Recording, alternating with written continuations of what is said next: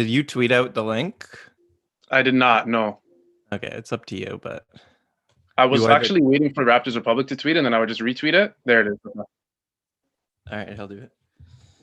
All right. Hello and welcome to Wrap It Up. This is the Raptors Republic live post-game show.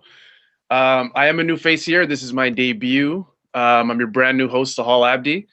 And here with me tonight, we have my incredible co-host, a guy who's been hosting the last few games for us, Oren Weisfeld. Oren, this was a big win for tonight for Toronto. This was, I believe, their first in their last 4 games. So did you enjoy this one, or how did you like it? Yeah, I was pleasantly surprised for sure. I think the biggest takeaway from tonight is that karma exists. If you didn't believe in karma prior to the night, you have to now after what happened to Aaron Gordon. I mean, it's hard to come away from that game and say that like this is some made up stuff, you know? It's real and it's here, guys. Yeah, for sure. Aaron Gordon, for anyone who did not watch the game, there was a lot of things going on with Aaron Gordon. I mean, he left with an injury late in the game. We're going to get to that later. And then obviously him and Lowry had a little back and forth, which I believe we'll get to later as well. That was, I believe, just before before halftime, if I'm not mistaken. Just before the game began, though, this was a 7 p.m. game. Norman Powell was out with the right quad injury. OG was also out with a calf injury. That made Terrence Davis start at the 3, which is pretty interesting. He did that the last game, I believe. But it was a very good first quarter for Toronto. They were up 27-15 when the first quarter ended. What did you think about their first quarter?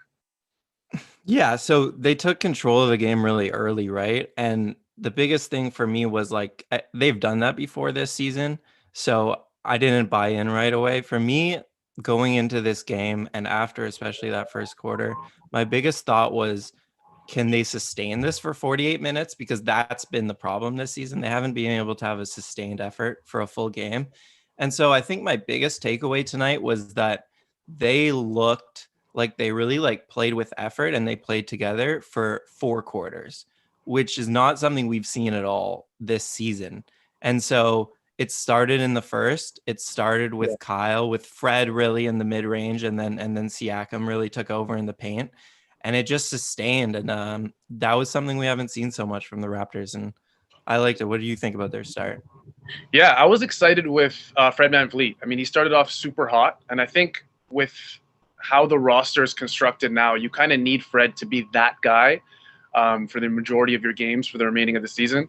Again, we've been talking about the losses of Ibaka and Gasol nonstop, kind of ad nauseum at this point. So other guys have had to step up. I was on a cool podcast with Sean Woodley. A lot of people are familiar with him, Locked On Raptors, where I predicted Fred to have an all-star season. I truly believe that, and I still believe that Fred has kind of carved a path at this point in the NBA where he can be that guy for Toronto. I don't think he's ever going to be a one option on a very good basketball team. But I think Fred is a very good 2 and a very good 3. But I think that one option's kind of been handled by Lowry. It's kind of been handled by Siakam and Fred. They're kind of sharing the load there. But I was excited with Fred. He was 4 for 7 early. Like you said, the Raptors were brilliant defensively early on. I believe Orlando shot 5 for 20. I think it was 20%, for all those calculating at home. A little calculus math there. 5 for 20. So they forced 4 turnovers, which was also good. Toronto was dominant. They led in rebounds. They led in assists, steals, blocks. They didn't turn the ball over once. I mean, you look at the whole of this quarter and you're thinking this might be the best overall quarter Toronto's played this season. It's up there. There hasn't been many, I guess you could kind of choose from, but this might have been the best first quarter Toronto's played. And then heading into the second quarter, Toronto just consistently held that lead, I want to say. Aaron Gordon was hitting a bunch of threes. And that made me kind of look at his percentage this season because I was like, this isn't really the Aaron Gordon we're kind of used to. I mean, but he's shooting 37%. I mean, going into this game, and that's damn good for a bigger forward like himself.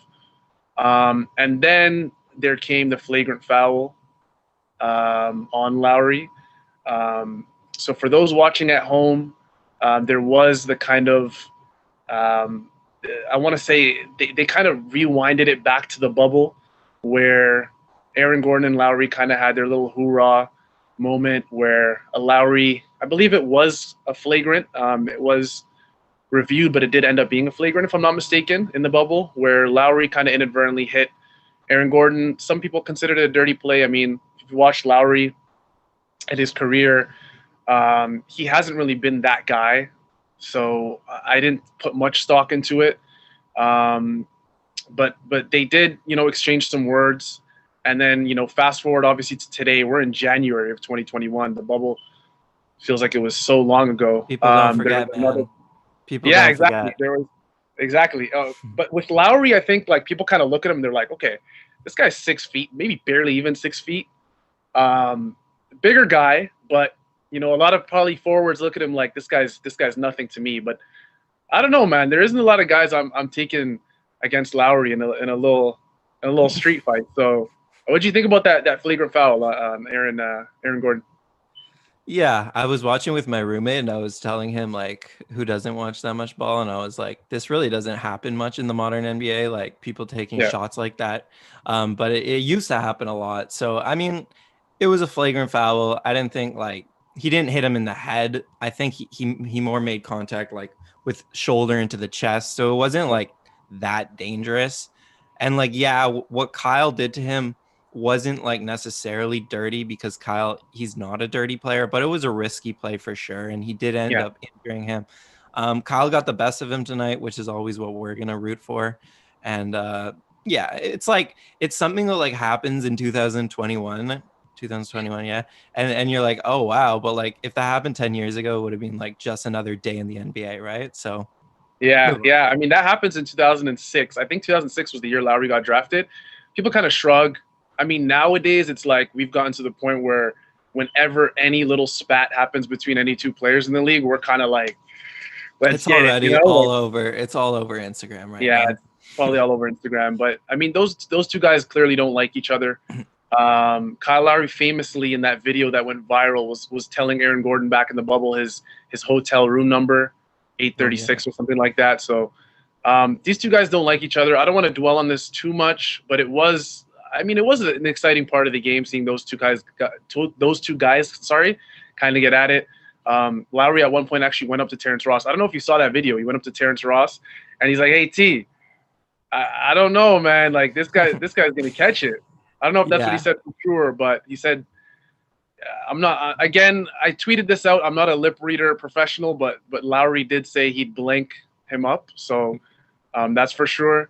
But again, let's not dwell on this too much. Siakam also had a great game. He ended with 30 points.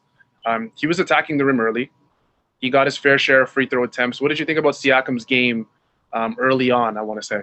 Yeah, so Josh Lewenberg tweeted out an interesting stat at one in the fourth quarter, so pretty much at the end of the game. He said Siakam's first 15 games, he had 67 three-point attempts and 60 free throw attempts. In his last 7 quarters, he only had 2 three-point attempts and 19 free throw attempts. So you can see what he's doing. He's really shied away from the three unless it's wide open. And he's just attacking it. And it's easier to do that against teams like Sacramento and Orlando. This, I think, is like, this is an interesting thing when we talk about the number 1 versus number 2 option on this team, because like Fred VanVleet is shooting, I think, either the most or the second most by a close amount field goal attempts a game. But like, I still think that Siakam has the highest upside as an offensive player on this team. So I want to see him be more aggressive, not just against the Orlandos and Sacramentos of the world. I understand that that's hard to do against when there's a guy like Embiid in the paint stopping you and like daring you to shoot. But as much as we've attacked Siakam this season and Raptors fans have been really hard on him, I think he's actually done a pretty decent job taking what the defense is giving him. So for the most part, defenses have really camped out in the paint and dared him to shoot. He shot a lot and it hasn't gone in. I think the percentages will come up eventually. And in these last games, they weren't as sitting back and he really attacked them. And when Siakam's going like that, man, it's really hard to stop the Raptors.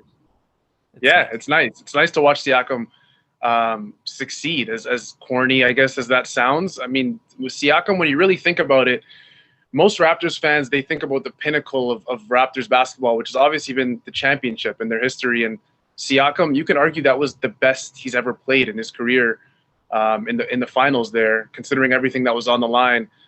So there were high expectations. Siakam did make the All NBA second team. He was playing like an All NBA second team player prior to the bubble.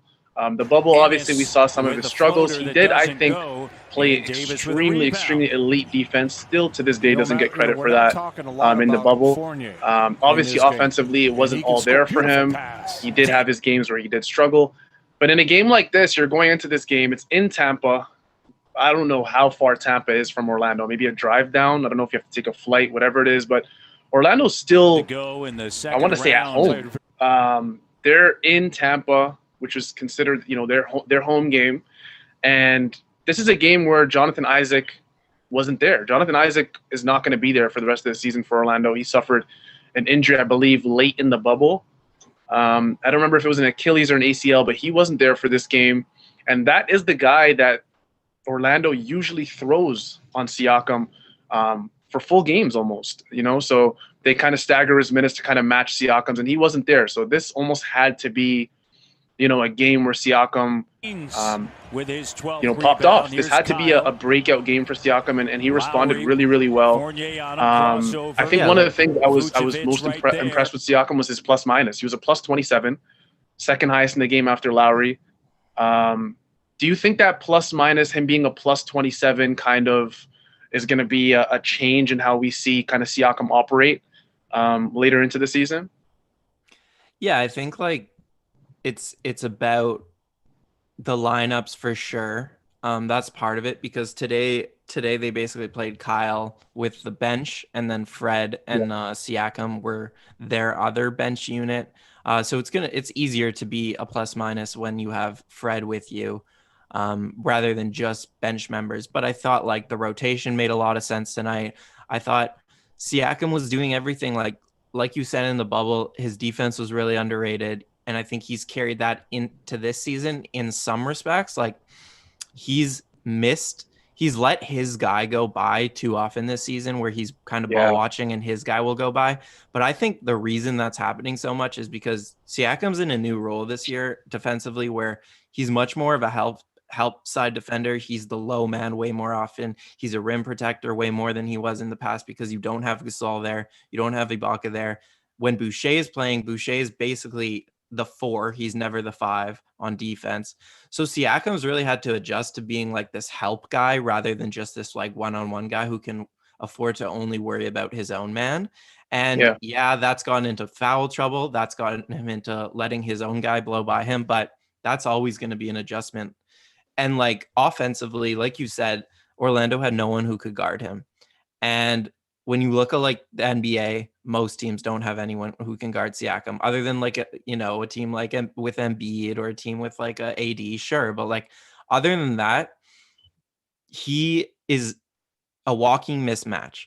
And so I was listening to the Warriors. I'm a nerd. So I was rewatching the Raptors Warriors game for this piece I'm doing. And the Warriors broadcasters were talking about like, the biggest thing, their opinion missing from his game is like that attitude, the like, I'm the number one guy and I'm going to like be the number one guy every night. Like, even if my shot's not falling, I'm going to continue attacking every night.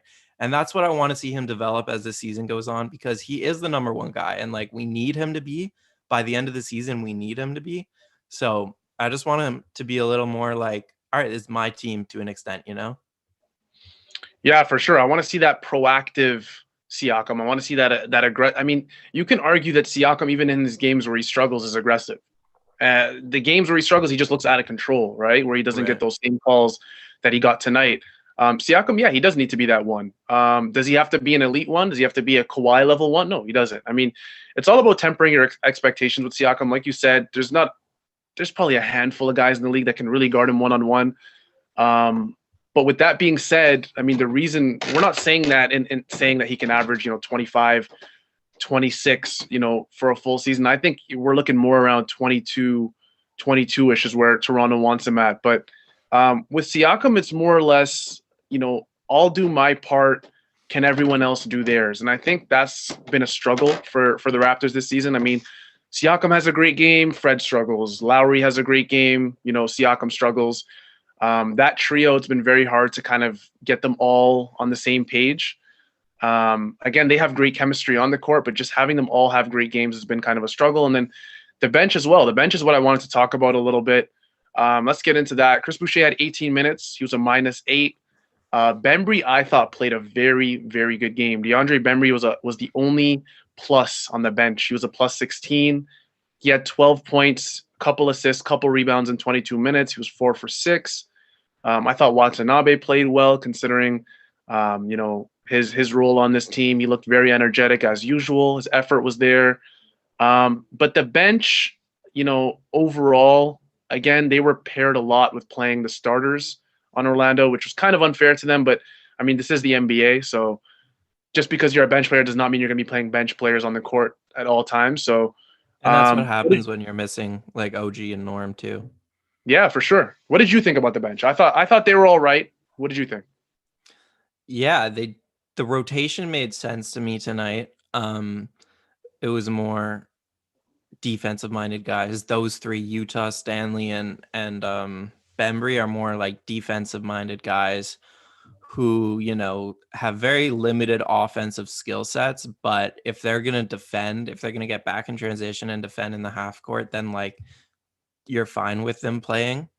In general, I think the nice part is that like as the season goes by, the Raptors are really figuring out their bench, right? Like those three, I like off the bench a lot. I think like Terrence Davis, he's hit and miss. He'll hit some threes, but I think defensively he's so bad that I don't know if he has earned minutes. Like he's getting blown by almost every time on the perimeter, and he's making it up with some threes, but like I don't know about him. I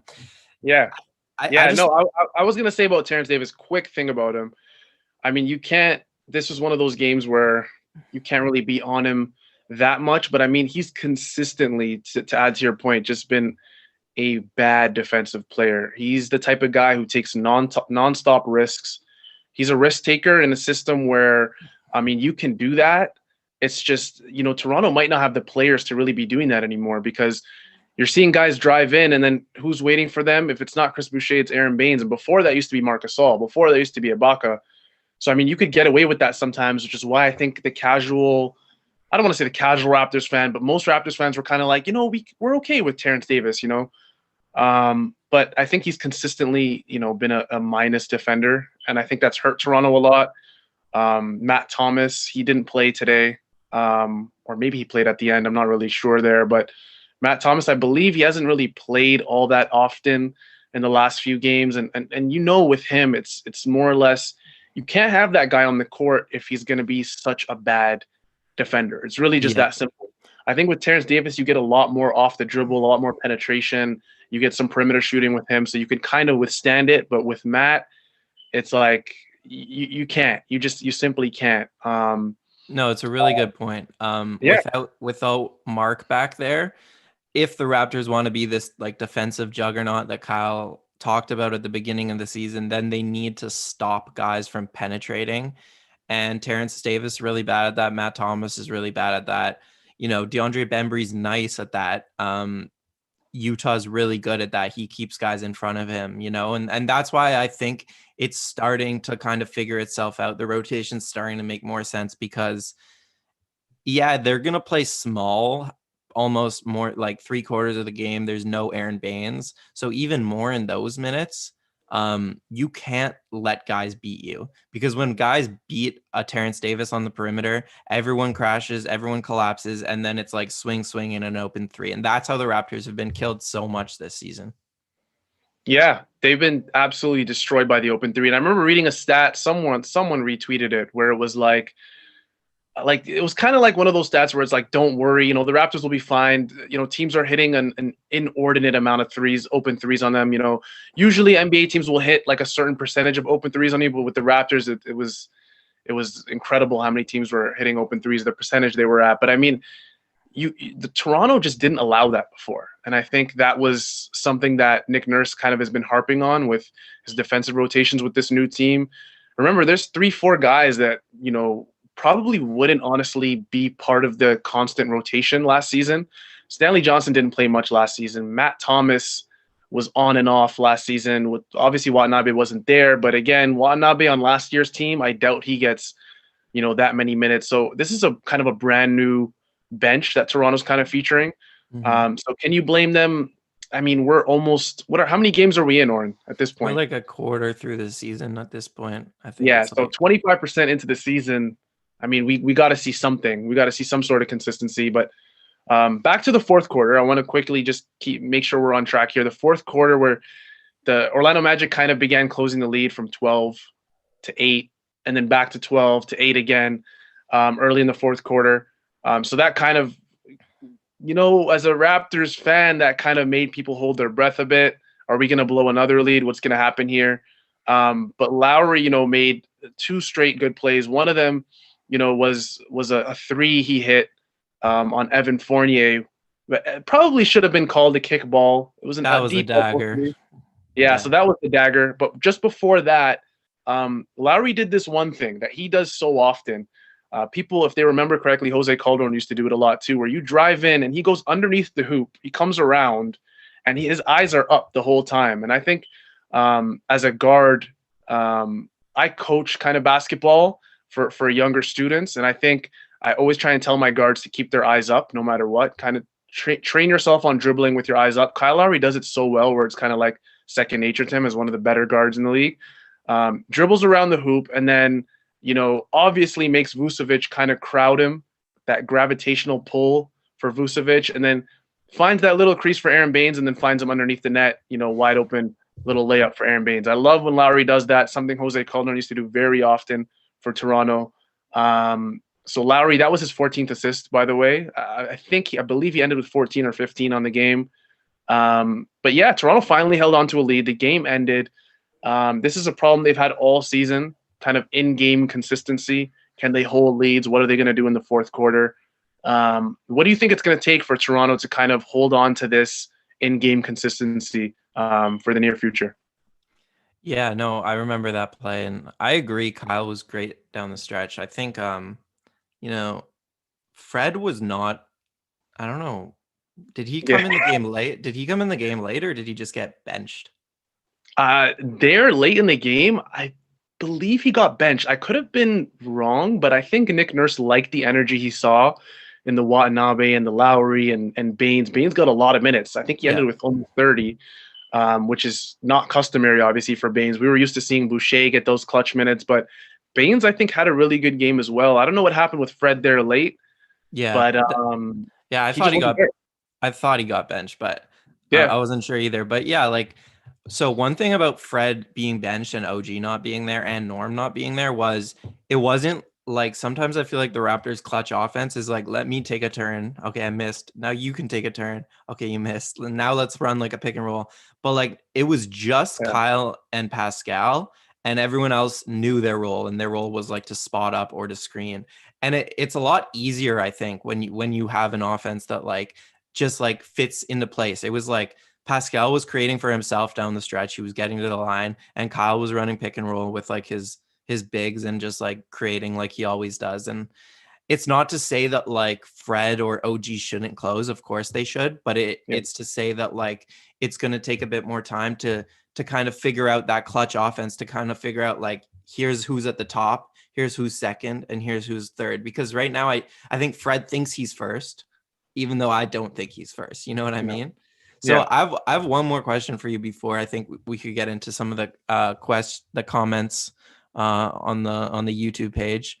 That would be, so Vucevic was really held down today, and everyone was kind of scared coming into the game because we're missing Marc Gasol. Marc Gasol has always held these big centers down in the last couple of years, and so people were pretty scared. Oh, sorry, I'm getting a call. People were pretty scared about what Vucevic could do to us tonight. And Baines was great on him, but it was also I guess my question is do you think maybe the Raptors coaching staff and other players deserve a little bit of credit Yeah, I mean, we always talk about when we talk about defensive rotations, a lot of times we talk about the perimeter defensive rotations, how fast you can close out on a three, how fast you can get to that guard in the corner or that, forward on the elbow. But I think the defensive rotations for Toronto were fantastic on the inside. I mean, when you had Aaron Baines slide over, sometimes he had to cover the corner. With Toronto, they're very active defensively. Whether they're playing honestly good defense or not, they're moving around a lot. They're switching a lot. So I think it wasn't just a Baines thing. But with that being said, Baines did do a great job. I mean, in his one-on-ones with Vucevic. But I think with Yeah. Vucevic, like you mentioned, Marc Gasol, for better or for worse, has essentially been his father the last few years. So, and people know that. People know how well Marc Gasol has guarded guys like Vucevic, guys like Joel Embiid. We don't have that anymore. So again, like you said, that was kind of a fear coming into this game. But Baines did a great job. I saw Siakam a couple times rotate over and do a great job contesting some shots on Vucevic. And Vucevic is an inside-outside guy. He's not like your natural big, where Embiid, I think you're kind of okay with him shooting a perimeter shot once in a while, whereas Vucevic, you kind of got to close out. So he naturally, he's a harder guy. I don't want to say a harder guy to defend, but just you got to be a little bit more worried on the outside of Vucevic. So he poses a little more problem out there. But Toronto did a great job. They did a great job on their inner defensive rotations. Again, like I said before, they finally held on to this lead with Vucevic.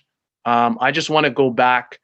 I believe it was the third quarter where Siakam postered the absolute living hell out of Aaron Gordon.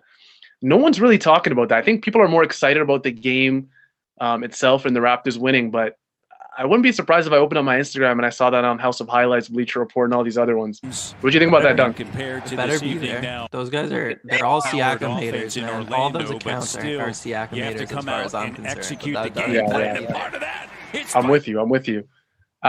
Let's get into some of the questions. Oren, I believe you have some of the questions Yeah, no, rolled up in the comments at I'm least. not on the page, but I think Zorar might have some. Zorar, do you have any you could feed to us, and then I could say them out loud on the broadcast, maybe?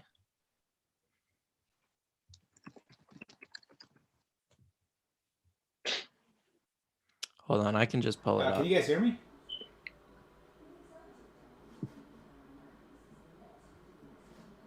Let's see. Hey, yeah. So Yeah. can you guys hear me? Yeah. Oh, okay. Yeah. I hear you. This is questions. I don't know, man. It's a lot of YouTube chat, and it's all like kind of stream of consciousness. So yeah, no questions. Let me just go back to Okay. like putting tweets and shit up while you guys talk. That's Yeah, cool. I got some of the comments on the side. Oren, I think you see them as well. Do you wanna let some of them off? some of the comments here. Yeah, like I see. So Pavlo said, "Happy for Siakam, is aggressive, lived in the paint, limited threes, and that's how he plays his best game." And that's the truth. I mean, Siakam, I think, has to start with the inside. He has to live in the paint. Limited threes. I mean, Siakam did hit a good percentage last year. I'm not exactly sure what he's shooting this year. Maybe it's a little worse, but I do think for him to develop that confidence and that consistency, he has to begin with attacking the paint, getting to the free throw line, and that kind of sets the tone for Siakam for the rest of the game. For sure. Yeah. If you guys want to ask some more questions on the side, we'll take them. As of right now, I have a question for you that's not there. Yeah. What do you think about a Bradley Beal trade? What are your thoughts on that for the Raptors? Do you think they're too far away from contention to kind of push their future picks in for a guy like that? Yeah, I mean, with Bradley, it's gone to the point where I just don't think it would make sense for Toronto. I know a lot of fans are probably not going to like hearing that, especially considering where the Raptors are this season, their record, and so on and so forth. But I think last year the Raptors were well positioned to kind of pull off a trade that maybe could have seen them take the next step and be that finals contending team. This year, it's kind of like, okay, you trade for Beal, who are you giving up, right? Like, who are the options? You give up, probably have to give up. Who are you giving up, Oren? Are you giving up Siakam? Or are you giving up Fred? No, I think you're either giving Fred or you're giving up Kyle in a 3-team trade, and then you're giving a bunch of picks and prospects. Yeah, I think with this point, I mean, considering where Toronto is, I just don't see how it makes sense. Picks, I think they're going to need. I think Toronto never. A lot of people that I know, at least, are fans of Toronto doing a complete rebuild. They're kind of like, well, we don't want them to be an 8th, 9th seed. There's no point of that because of the vicious cycle of 8th, 9th seed teams. Speaking of 8th, 9th seed teams, this is a team in Orlando that's probably been an 8th, 9th seed team for how long? It feels like they've been there for like a decade. So I guess with Toronto, I'm personally not a fan of that. Am I a fan of Bradley Beal? Absolutely. The guy's one of the elite premier guards in the league. But not just, there's so many things wrong, I think, with that type of trade. Again, also you have to look at it realistically from the Wizards standpoint. I mean, who would they ask for? As a Wizards fan, hypothetically, if I was a Wizards fan, I would ask for the most you possibly could. I'm asking for Siakam. I'm asking for Van Fleet. I'm asking for picks. I'm asking for everything. So I don't think it makes sense. Doesn't really get Toronto to where they want to be.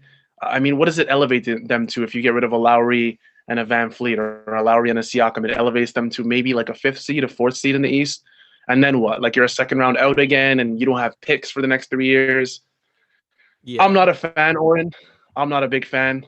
What did you think? I feel like you're kind of on the Bradley Beal side. What do you think? I think, well, first of all, I would only consider it if you're only giving away one of those two players, preferably. Yeah. I mean, probably preferably Fred, and then some picks and prospects. But you have to keep one of the point guards along with OG and Pascal for it to make sense in terms of like competing. But yeah, I think I'm probably where you are too. I think they're probably more likely to make a run for a guy next season, because this is more of a development season. This is, I think, a season where they're just going to play it out. They're doing a lot of things that says to me that they're not going all out to win every game. Like, this has basically become Fred VanVleet's team. He's running the offense. Kyle is more of an off-ball player right now than he's been in a while, at least since the Kawhi Leonard season. So it makes, I think, more sense to wait this season out, get a pretty, mid teens draft pick, maybe hopefully get a free agent, which we can maybe talk about in another episode.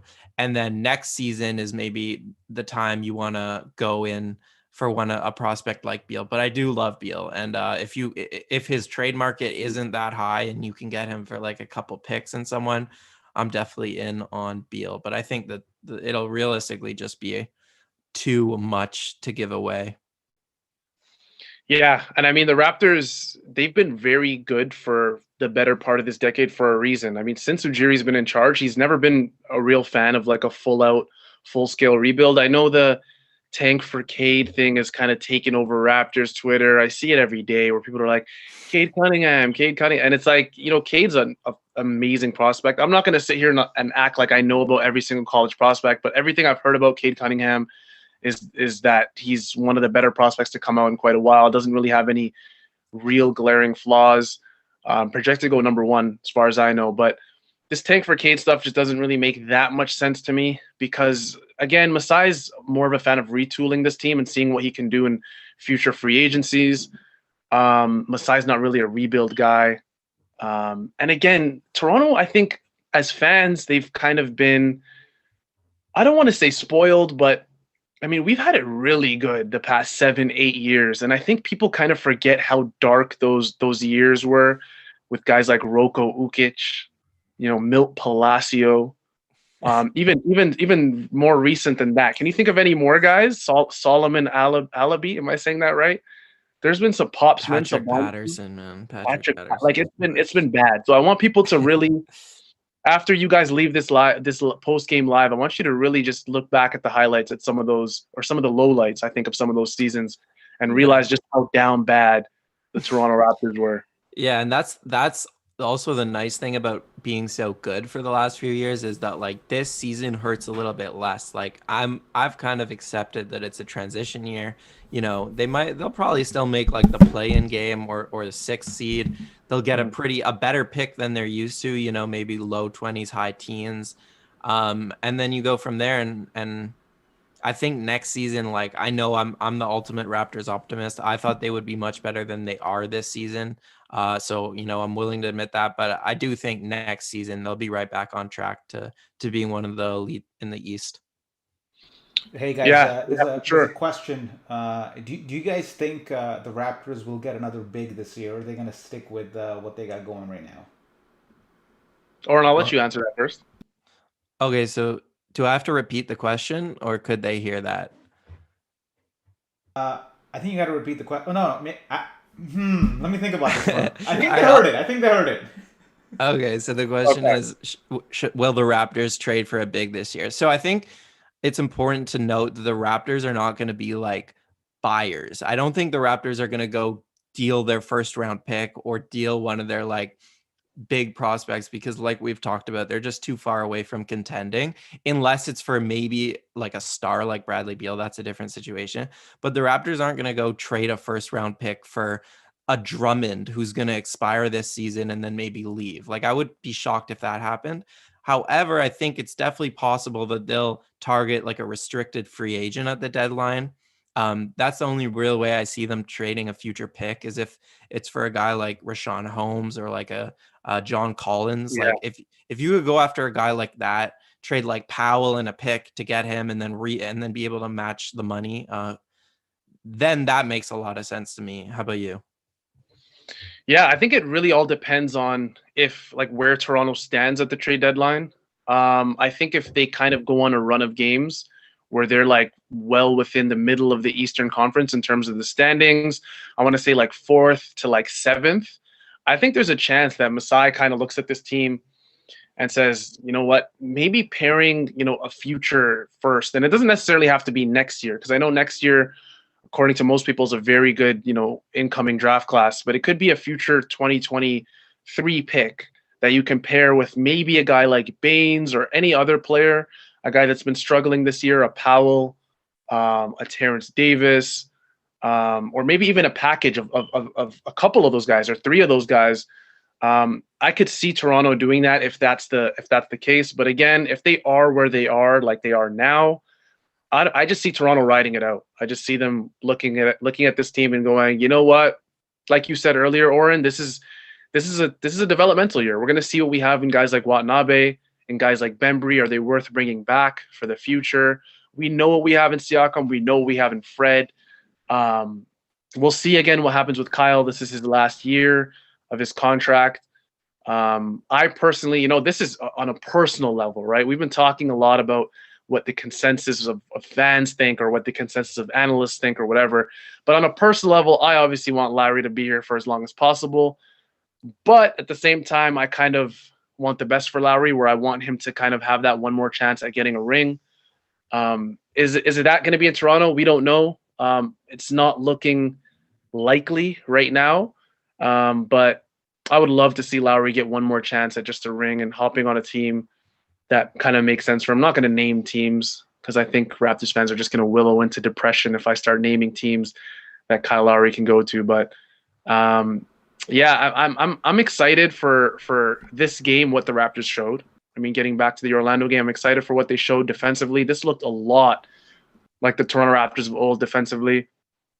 I'm excited to see guys like Bembry play a lot more. Watanabe, I said it on Twitter if you don't follow me yet, but I wasn't really sure about Watanabe early in the season. I mean, people were hyping him up like crazy, and I was kind of like, okay, guys, slow your roll. I mean, Utah's like he looks solid as a role player, but I mean, the hype there was crazy. But today, I mean, I think I'm fully on the Utah Watanabe train. What do you think about his effort today? Yeah, same, bro. I love him. So I have a couple of things to say to that. Kyle, we should definitely talk about closer to the trade deadline. Mhm. You know, we'll see when it gets there where things are at. In terms of the center thing, I think like you said, I agree. If they're closer to a playoff spot at that point, I definitely see the Raptors, trading around the margins, maybe a second round pick or something, or a Powell for like a better starting center because, like the more I look into the numbers, the Raptors have a really big rebounding problem, and if you can improve that like backup center, even the Baines spot in terms of rebounding, I think a lot of the Raptors' issues will kind of solve themselves because right now they're doing so much gang rebounding where they're all attacking the defensive glass that it really hurts them in transition, which is kind of something I'm writing about. Like OG and Siakam, they're so low, right? Yeah, yeah, They're fighting for boards, and then when they get it they have no numbers advantage. And so I think if you had like a big man, that would just solve a lot of these issues.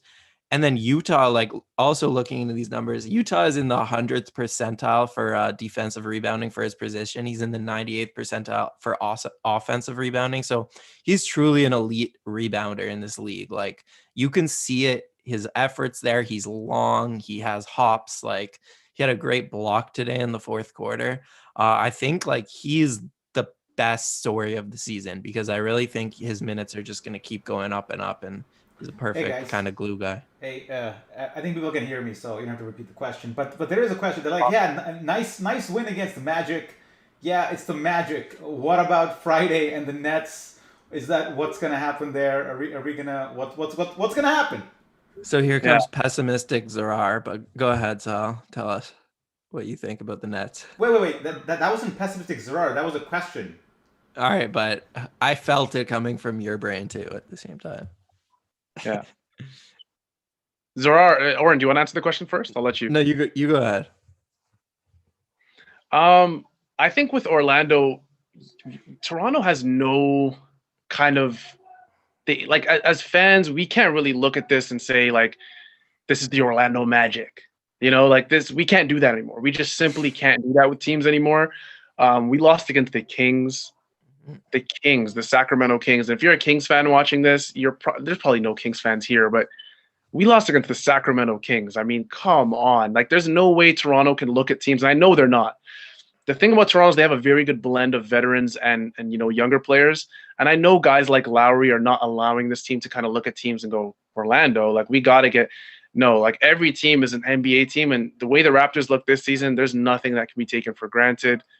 Oren, what do you think about going up against Orlando?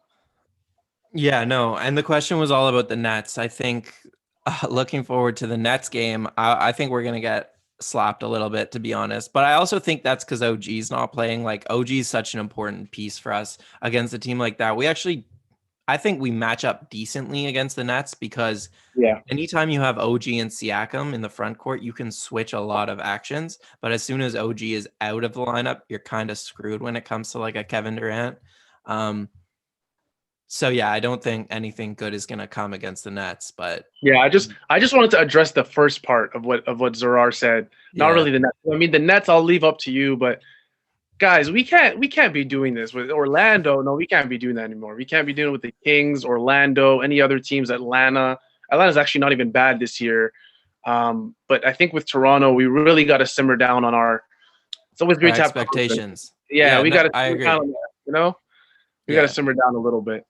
No, you're right. We have to beat bad teams because we are no longer an elite team. This is now an average NBA team, and it needs to beat bad teams if it wants to make the playoffs. So Orlando or whatever, it doesn't matter. A win's a win. Yeah, and I'm excited. I'm excited to go up against teams like the Nets to see how Toronto matches up against guys like Durant, guys like Harden. And as crazy as this sounds, I want to face a full-strength Nets team. I want to see Durant. I want to see Kyrie. I want to see Harden. I want to see that entire team there. Their bench depth is very, very, very weak. And I'm stressing the very because the Nets aren't the top team in the league in the standings for a reason. I mean, you can only play Durant, Kyrie, and Harden so much.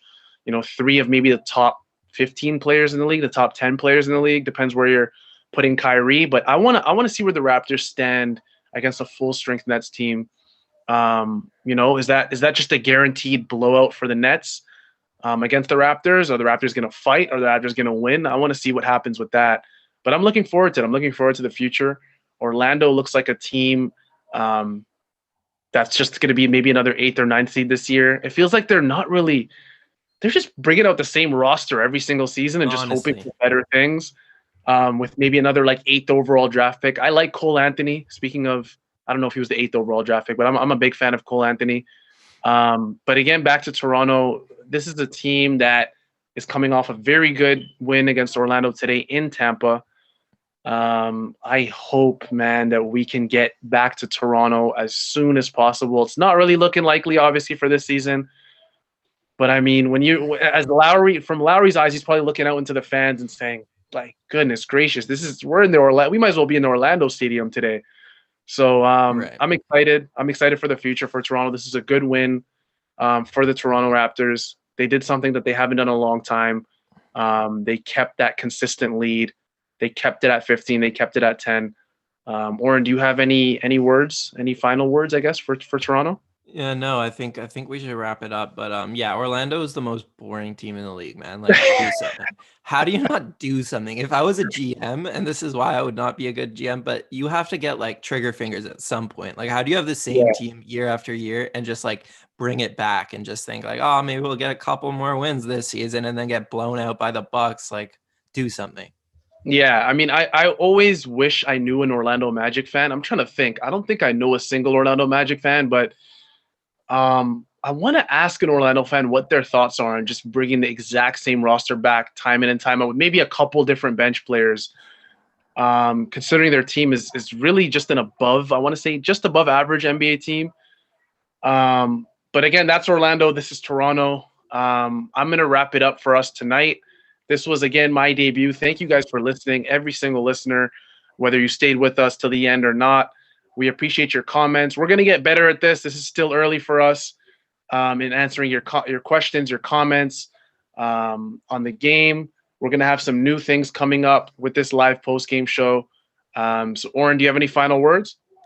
Yeah, for sure. Just tune in. We'll be doing this after every Raptors game this season. Follow us on Twitter and also follow Raptors Republic on Twitter and on YouTube so that you can get the notification when these live games happen or these live shows happen right after the game. And we will see you on Tuesday. That's it for me. Yeah, that's it for me as well. All right, guys. Take care. Have a good one. Subscribe, comment, like. I've always wanted to say that. Damn, that feels good to say. Like, comment, and subscribe down below. And we'll get back to you guys on the next Raptors game. Take care. Take care.